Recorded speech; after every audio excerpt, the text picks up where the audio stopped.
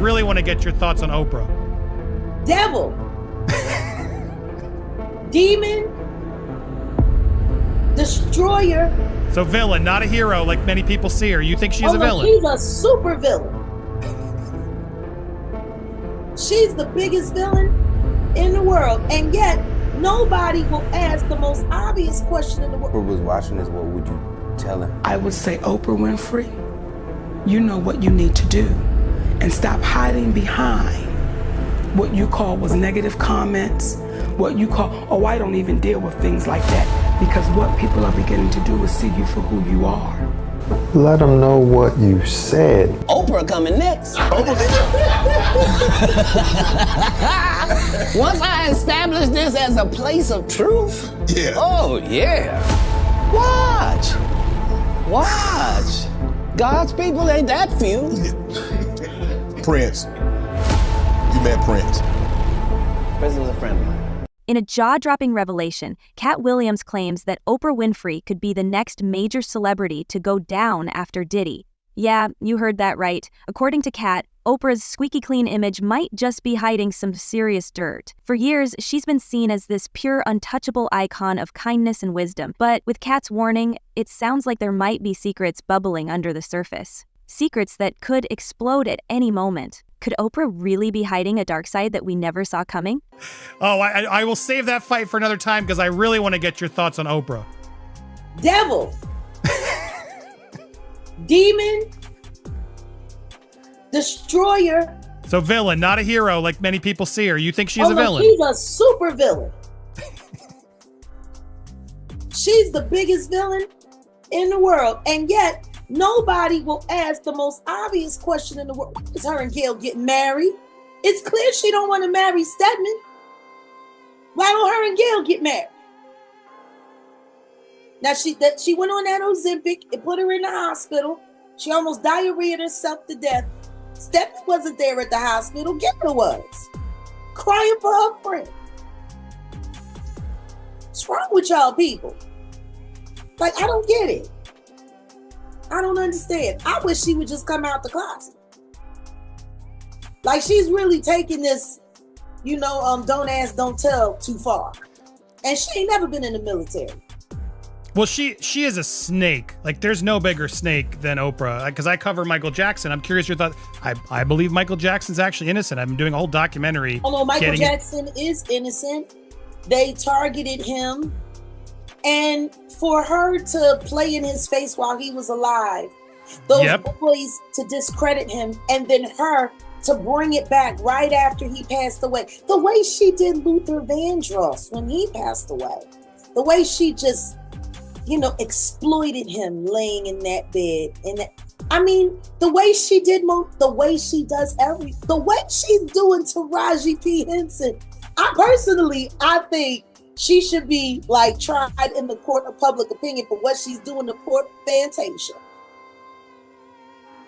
It's sad. Oprah used to be the symbol of compassion, right? The woman who helped millions find their voices, the queen of daytime TV. But lately, people have been seeing her in a whole new light. Turns out, Oprah's been rubbing shoulders with some of the darkest figures out there. Harvey Weinstein, John of God, Bill Cosby, and now Diddy. Let that sink in. How many good people keep that kind of company? For some, this only confirms their suspicions that Oprah has been part of these circles for a reason. Could she have been playing a role in their shady world all along? All right, let's break down Oprah's relationships with each of these power players, starting with Harvey Weinstein. A friend who Oprah was publicly cozy with for years. Photos of them together don't look great in hindsight, especially now that we know what Weinstein was up to. When some people think Oprah Winfrey, they think Harvey Weinstein because they have been linked together so often. First off, Oprah and Harvey have been friends for over 2 decades. A lot of people use the argument that she didn't know about what he was doing, but that's impossible because everyone's known about Harvey Weinstein's reputation ever since the 90s. If you guys don't know who Harvey Weinstein is, he is a major film producer who is is pretty much the face of the Me Too movement because he was called out by a bunch of different actresses who he violated. When he was getting canceled and exposed for everything that he has done, Oprah allegedly called him and offered her support. Even though Oprah's team denies this, I believe it because Oprah has been close with Harvey and she has showed him some sympathy over time. Even though he is a disgusting man and he deserves to rot in jail. But I don't understand why Oprah wants to be best friends with someone like Harvey Weinstein.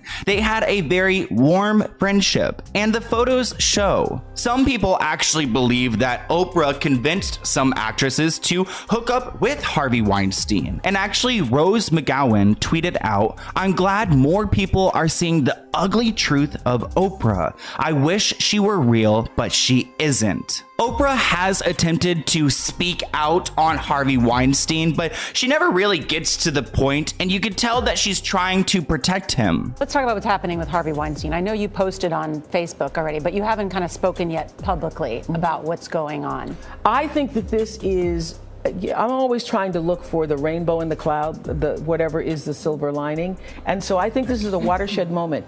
And if we make this just about Harvey Weinstein, then we will have lost this moment. I think this is a moment where no matter what business you work in, there have been women who not only had the disease to please, that's a part of it, but who felt that in order to keep my job, in order to keep my position, in order to keep moving forward, I've got to smile, I've got to look the other way, I got to pretend he didn't say that. Of course, Oprah is trying to switch the narrative and make this about everyone else because it's not just Harvey. But we need to talk about the bizarre contrast in Oprah's behavior when it comes to dealing with people like Harvey versus dealing with someone like Michael Jackson. In early 2019, there was a documentary created about Harvey Weinstein titled Untouchable. It premiered at Sundance, but it didn't get a lot of media attention. And of course, Oprah didn't bring any attention to that documentary. But when it comes to the documentary about Michael Jackson leaving Neverland,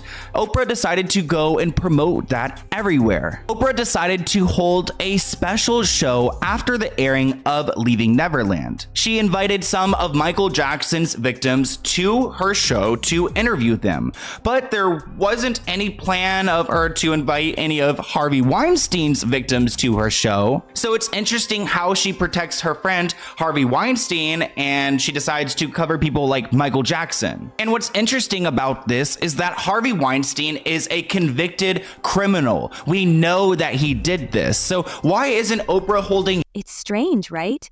Oprah was front and center when it came to interviewing Michael Jackson's alleged victims, bringing them on her platform and speaking passionately about their experiences. But when it came to Harvey Weinstein, a man she's been photographed with countless times, she barely said a word. For someone who claims Weinstein isn't a friend, her silence speaks volumes. It almost seems like she's either protecting him or protecting herself, afraid that digging into his story might reveal some secrets of her own. Also, the way she describes how this abuse happened sounds very weird and off-putting. Watch this clip and see it for yourself. Where's his story? You guys remember how I mentioned that Oprah did a special show after Michael Jackson's documentary? Well, there's a clip from that show that I want to play for you guys because it seems like Oprah is trying to justify bad behavior, and this clip was actually pretty hard to find, so I'm pretty sure Oprah's team is trying to bury it, but let's react to it. This clip may come off triggering, so viewers' discretion is advised. So this is what so many people don't understand. A big part of the confusion and shame for child victims is that the attention and the seduction from the predator, who is probably going to be somebody you know. Right. In order for it to work, it has to be somebody you know, somebody you admire, somebody you respect, or maybe even love. And it feels good. I mean, if you're 7 years old and somebody, which I was trying to say this to my friends who had children, you're 7 years old and someone is it feels good. Right. Even though you don't have a name for what that is, it feels good. What does it mean that it felt good? What does that mean about me? That's one of the reasons it's so confusing for children. Yeah.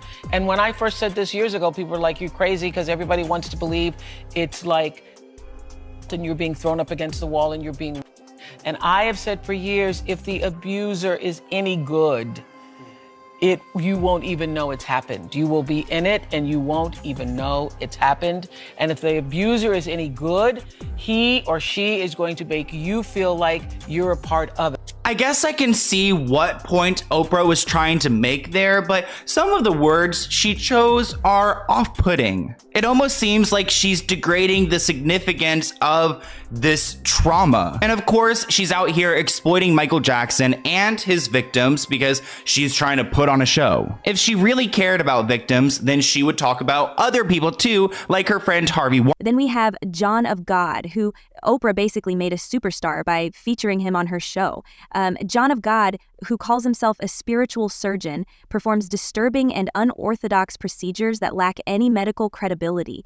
He's known for inserting scissors into people's noses, scraping eyes with scalpels, and other painful acts, all without anesthesia, while claiming these bizarre methods heal the soul.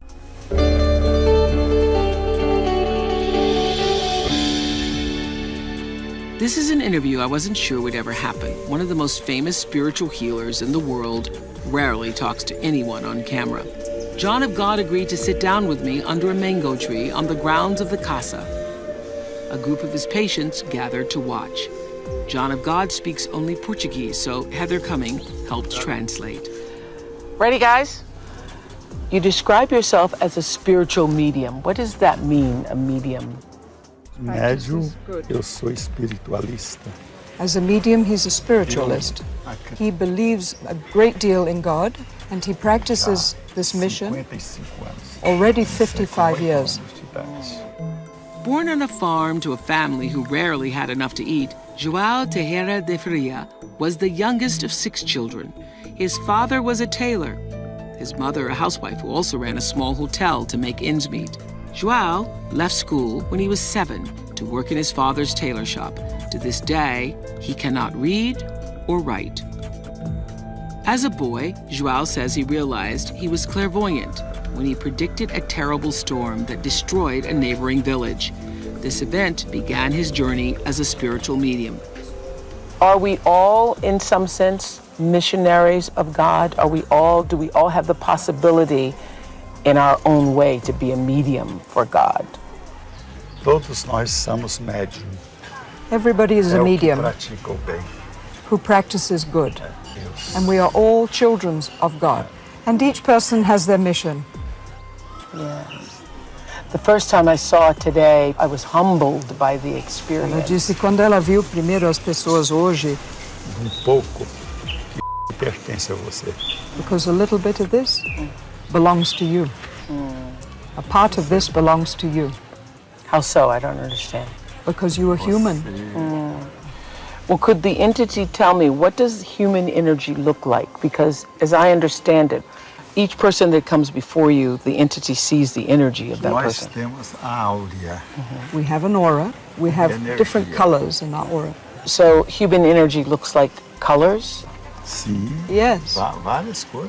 Various different colors. What does something like cancer look like when you see inside? Quando vê aranha, sendo da vontade de Deus, não. When he sees cancer, Deus é sobre todas as coisas. He starts asking that this be taken away, be removed, being God's will, because it is not he does not have the power. It is God who has the power, and he prays to have the person's cancer removed by God, if it is his will. He was later charged with some of the most horrific crimes imaginable. Disturbing claims have surfaced, with over 600 women accusing John of godlessly serious misconduct. December 7th, 2018, Brazilian journalist Pedro Bial interviewed 10 women on his talk show Conversa com Bial, who claimed to have been abused by John of God. This interview marked a turning point in the public perception of John of God and led to his arrest and eventual conviction on multiple counts of assault.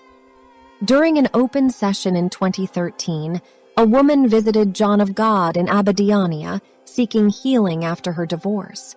John of God, acting as the claimed entity, instructed her to meet him in his private room for an energy alignment. Once there, he coerced her into touching his penis, claiming it was necessary for the cleansing and that she needed his energy that way. Another victim, a Dutch choreographer named Zahira Moose, also shared her experience of abuse at John of God's hands, but she did not go to the police out of fear of retaliation. Mouse believed for a time that he was healing many people, and only came forward in April 2018 after posting about the abuse on Facebook. Amy Bianc, a tourist guide who previously worked at the Healing Center, also spoke out about what she witnessed in John of God's private room.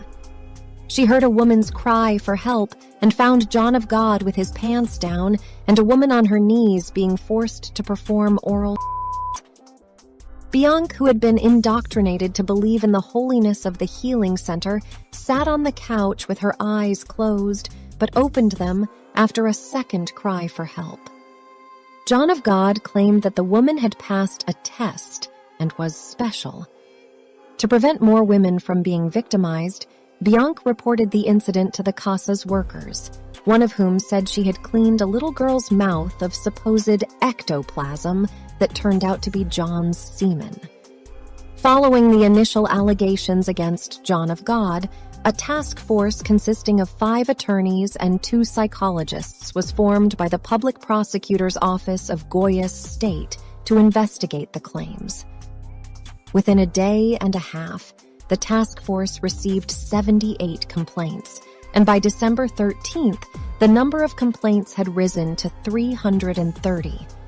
The number continued to grow and reached 600 by December 16th, indicating the severity and scale of the allegations. And of course, there's Diddy, who is under fire right now. These connections raise serious questions. Could Oprah really be in on the dark dealings of her powerful friends? Oprah's connection to Diddy is now under scrutiny as people begin to question just how much she knew about his alleged misdeeds. Was Oprah just another celebrity on friendly terms with a powerful figure? Is there more to their relationship than meets the eye? Could she have turned a blind eye to the disturbing behavior happening behind closed doors? Well, sources are saying that Oprah might have known more about Diddy's questionable actions than she let on. Given her influence and ties within the entertainment world, many folks are wondering how someone so connected could remain oblivious to what was allegedly happening at Diddy's parties. Right. Also, this isn't the first time Oprah has faced criticism for her associations with powerful men accused of serious crimes. With the FBI turning up the heat on Diddy's life, some believe that Oprah's sudden departure is no coincidence. The story circulating is that Oprah has fled to avoid any further backslash about her connections to Diddy and other powerful figures facing legal trouble. Reports have suggested that Oprah left the country just as the FBI's investigation into Diddy's criminal activities intensified. Whether or not this is true, the timing has fueled speculation that Oprah might be trying to distance herself from the scandal. Some people even claim that Oprah's connections with Diddy and others in Hollywood are now under a magnifying glass, and her departure is seen as a move to avoid any mess. Fans are buzzing with theories about why Oprah chose this particular moment. Now here's where things get downright bizarre. Rumor has it that Oprah allegedly bought a freak-off tape of Justin Bieber. Yeah, Justin Bieber. If true, this is the kind of scandal that could blow her image out of the water.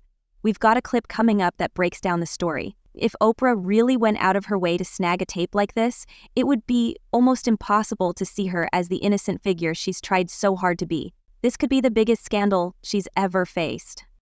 And get this, there's a new scandal brewing. Word on the street is that a freak-off tape featuring a major female celebrity, supposedly even more famous than Diddy, is being shopped around.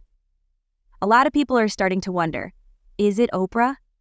You're saying that there's tapes and they're being shopped? Yes, there have been people already shopping. We've heard about the tapes, but yes. The shopping thing is yes, there already have been tapes leaking around Hollywood, being shopped around to individuals in Hollywood.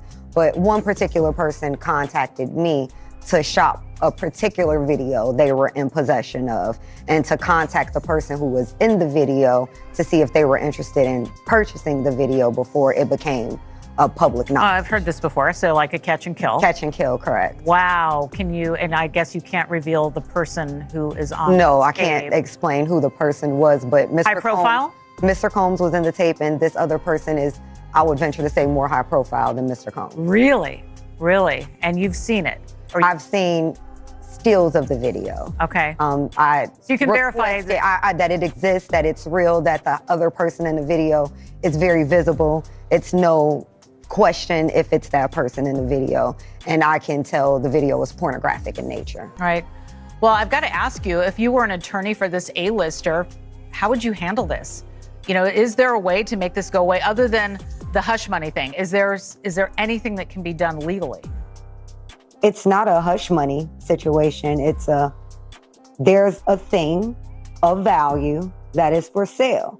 So in a legal sense, the only way to control it is to have possession of it, and to have possession of any and all copies. I saw from the New York Post article that there seems to be more than one person. I don't know who the other person is who purports to have this video. They may just be a copycat who's trying to capitalize off of the publicity and say that they have a copy. Again, I can only be sure of the person that I spoke to and the stills that I saw, and that they do have a copy. But if someone else has a copy, I don't know. I can't attest to that. However, the only thing to do is to control the situation. And the only way to control it is to have possession of it. And the only way to have possession of it is to purchase it.